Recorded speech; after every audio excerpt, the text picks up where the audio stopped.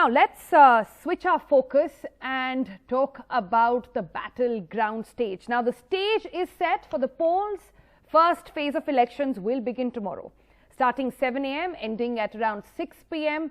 with the timing extended by an hour or so, because remember, this is all happening in middle of a pandemic. COVID protocols are to be maintained.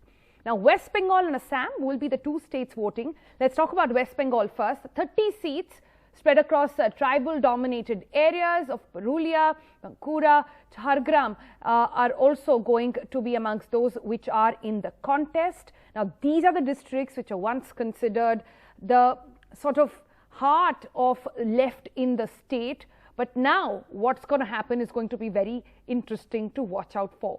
The campaign for seats saw high profile leaders of the BJP which have emerged as the main opposition at this point in the ruling TMC Congress or government there. Now poll rallies were held in all these seats that I talked about, and the main political plug line here for the BJP has been Sonar Bangla or prosperous Bengal. Something, mind you, is what the Prime Minister mentioned even in his Dhaka speech. Now the star BJP campaigners included everybody really, from Prime Minister to Home Minister, other campaigners like BJP's poster boy now, Yogi Adityanath, the party's president, Jagat Nadda, Smriti Irani, all of them repeatedly attacking the TMC over the various scams. The TMC, remember, is looking at a very interesting fight at this time. Mamata Banerjee broke her leg. She's been going around all over those districts. She's actually upped the number of rallies she's been doing on a wheelchair. That's West Bengal. In Assam, voting will be held in about 47 assembly constituencies, and people will exercise their franchise there in more than 11,530 polling booths spread across the state. Polling will be held in about 47 seats there in this phase, and total of 264 candidates, including 23 women, are in the fray in the first phase as well. Now all of this is being looked at, and interestingly this time 50% of polling stations in Assam will be covered through a webcast system. Now this has been done especially in the most vulnerable, critical, sensitive polling booths really, and those polling stations which have a larger number of people who will be voting as well. So fascinating details there coming in both from West Bengal and Assam, and that will be the focus that we'll have on the program for the next half an hour. First up, let's get in a word from our reporters. Monideepa Banerjee joining us live, and so is Ratnadeep Chaudhary from Assam. Monideepa, if I can come to you first. Interesting battle. Many are saying this is the mother of all battles really. What's happening in West Bengal is going to be first day, first show of sorts tomorrow. Tell us, what are the key areas, perhaps issues, contests, or in fact issues really that are going to gather focus in this first phase? You know, I mean, I did travel to some of the constituencies, and what I realized is that local issues seem to have taken a complete backseat in these elections, and it's all become about, you know, Mamata Banerjee injured on a wheelchair, and the kind of focus, a lot of BJP leaders, the big guns coming into Bengal, going into, you know, detailed district areas and campaigning. So that seems to have suddenly become the focus, the color, you know, the huge numbers of leaders coming in, and local issues sadly have hit the backbenchers. So in this, the issues really are, at the end of the day, is it going to be Mamata Banerjee or is it going to be Narendra Modi? Now in the areas that I traveled, out of the 30 seats that are going to the polls in the first phase, the BJP had made certain inroads in 2019.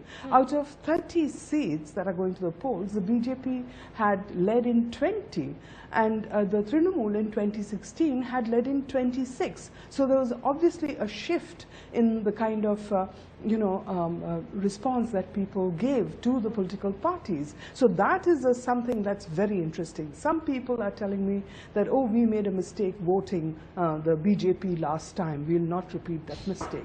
The other lot are telling me that, oh, no question of BJP, only Didi, only Trinamool. So complete polarization between these two political parties is what we are seeing. Issues on the ground remain, of course, things like, you know, food, water supply, power, roads are much improved, but these issues remain. But the whole picture is dominated by Mamata Banerjee on one side and Mr. Narendra Modi on the other. Right. Before I go to Ratnadeep, I also wanted to understand from you, Monitipa, that we are getting some reports of how in Purulia, the highest number of deployment of forces is actually taking place. The last I checked, there were about 185 companies. For the benefit of our viewers, every company has about 100 personnel. Why exactly is there so much of concentration? Is there some sort of security threat over there? Well, there are more than 600, companies of security forces deployed across the 5 districts. And certainly Purulia is one of the sensitive areas, and so is East Medinipur district. Remember, East Medinipur district is where Shubhendu Adhikari considers his own district. And in that district, though Nandigram is going to the polls on the 1st of April, tomorrow there are polls in several constituencies over there that are highly sensitive. And already we are getting reports of tensions rising in Khejuri, Potashpur, Egra, South Kontai. So in all these areas, huge deployment of security forces. 8-phase elections, Sonal, we've never had it in Bengal, and the Election Commission determined to make sure they go peacefully, which is why enormous deployment of forces everywhere. All right, so let's brace ourselves for that. First phase begins tomorrow. Thanks, Monideepa, for that. Let's go across to Ratnadeep Chaudhary. Ratnadeep, it already looks like quite dark where you are at this point. Take us through what exactly are the preparations looking like in the run-up to the first phase tomorrow. Same question about security to you as well. Quite fascinating, I thought, that a live webcast will actually be done from all these polling booths. Is this happening for the first time?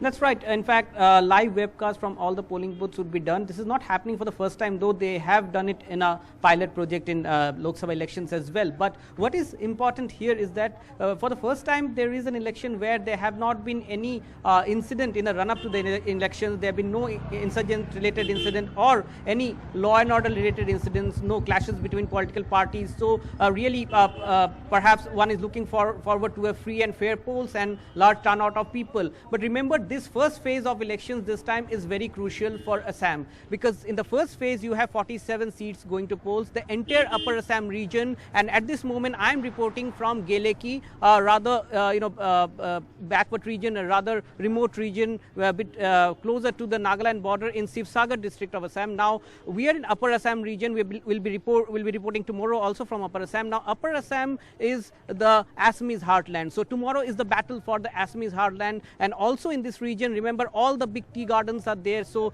the tea votes are very crucial this time. In out of those 47 seats, at least 30 seats, they are the determining factor. So the tea votes determine who is going to win or lose. But in the last 2016 elections, we saw that BJP sweep this region. 35 of the 47 seats went to BJP and allies. So this time around, while BJP would like to keep that advantage going, the Congress and its Mahajot would like to pull back its lost ground.